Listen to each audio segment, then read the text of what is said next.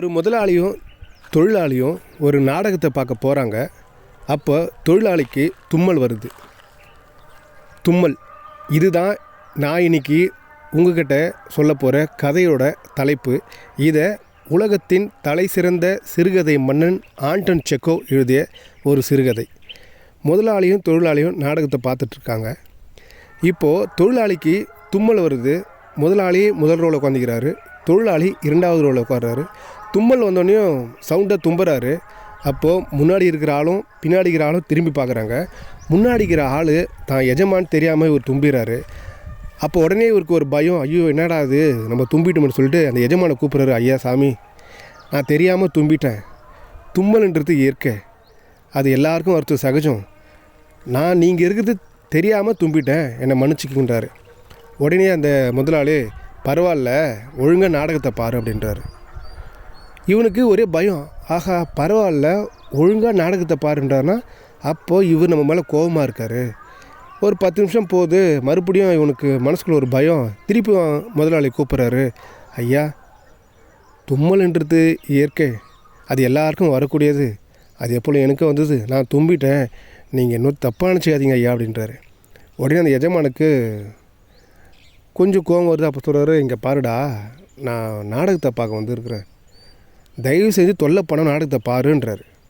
உடனே இவனுக்கு ஒரு பயம், ஆஹா இவர் உண்மையிலே கோபமாக தான் இருக்கிறாரு, நாம் இப்படியே விட்டோம்னா கஷ்டம், எப்படின்னா இவர்கிட்ட மன்னிப்பு கேட்கணுன்றது. இன்னொரு 10 நிமிஷம் போது மறுபடியும் அவர் சீன்றாரு. ஐயா ஒன்றுமே இல்லை சாமி, தும்மல்ன்றது இயற்கையே, அது எனக்கு வந்துடுச்சுன்னு நீங்கள் இருக்கிறது தெரியாது, தும்பிட்டு என்னை மன்னிச்சிக்கின்றாரு.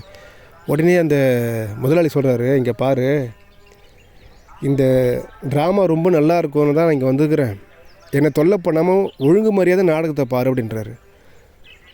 சரின்னு சொல்லிட்டு இவன் சீட்டில் உட்காந்து யோசிக்கிறான், ஒழுங்கு மரியாதை நாடகத்தை பாருன்றா. அப்போ கோபத்தில் உச்சக்கடத்துக்கு இவர் போயிட்டார். இவர் காலில் விழுந்தாச்சு, நம்ம இவரை சமாதானப்படுத்துறதுக்காக அவரோட கார்கிட்ட போய் வெயிட் பண்ணுற நாடகத்தை பார்க்காம. நாடகம் முடியுது, முதலாளியும் வராரு. உடனே காலை பிடிச்சிக்கின்னு இவன் கேட்குறான், ஐயா தும்மல்ன்றது இயற்கை, நீங்கள் இருக்குன்னு தெரியாமல் எனக்கு தும்மல் வந்துச்சு, நான் அதை இரும்பிட்டேன், ஐயோ மன்னிச்சிருங்க அப்படின்றாரு.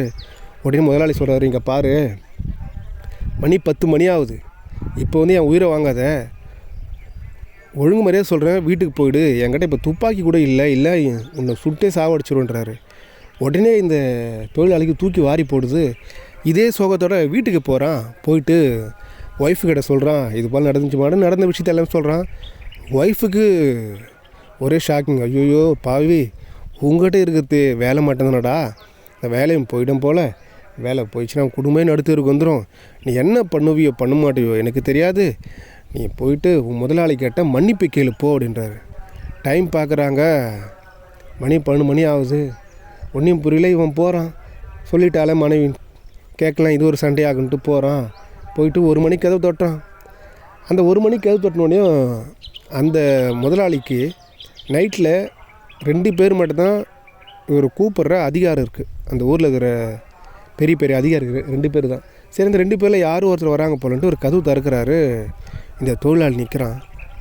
என்னடா இந்த டைமில் வந்து நிற்கிறேன்னு கேட்குற. ஐயா ஒன்றும் இல்லை சாமி, தும்மல்ன்றது இயற்கை தான், அது எனக்கு வந்துடுச்சு, நீங்கள் இருக்க தெரியாமல் நான் தும்பிட்டேன், என்னை மன்னிச்சிடுங்க சாமின்றாரு. அதுக்கு அந்த முதலாளி சொல்கிறாரு, இங்கே பாரு, அப்போ என்கிட்ட துப்பாக்கி இல்லை, ஆனால் இப்போ என்கிட்ட துப்பாக்கி இருக்குது, நான் உன்னை சுட்டே சாவடிச்சுடுவேன், துப்பாக்கி எடுத்தாந்து ஒழுங்கு மரியாதை போயிடுன்றாரு. இவனும் பயத்தில் வீட்டுக்கு வந்துடுறான். இந்த நினைவுகள் எல்லாமே இவனை போட்டு பயம் இவனை கொள்ளுது. போயிட்டு சேரில் படுக்கிறான். அப்படியே கண்ணு முடிக்கின்னு பயம் எல்லாமே இவனை ஒட்டுமொத்தமாக சாகடிச்சிடுது. இந்த கதையிலேருந்து நமக்கு என்ன தென்படுதுன்னா, தேவையில்லாத விஷயங்களை நாம் திங்க் பண்ணிக்கின்னு நம்மளோட இதயத்துக்கு துன்பம் என்னும் பூட்டை மேலும் மேலும் சாவில்லாத ஒரு பூட்டை போட்டு பூட்டிக்கினே இருக்கிறோம். உண்மையான நிலவரத்தை நாம் அறிந்து கொள்ளாமல், சூழ்நிலைகளை ஆராய்ந்து புரிந்து கொள்ளாமல், தேவையற்ற சிந்தனைகளையும் தேவையற்ற துன்பங்களையும் இதயத்தில் போட்டு நாமே ஒரு விலங்குகளை அமைத்து கொண்டு வாழ்ந்து கொண்டிருக்கின்றோம்.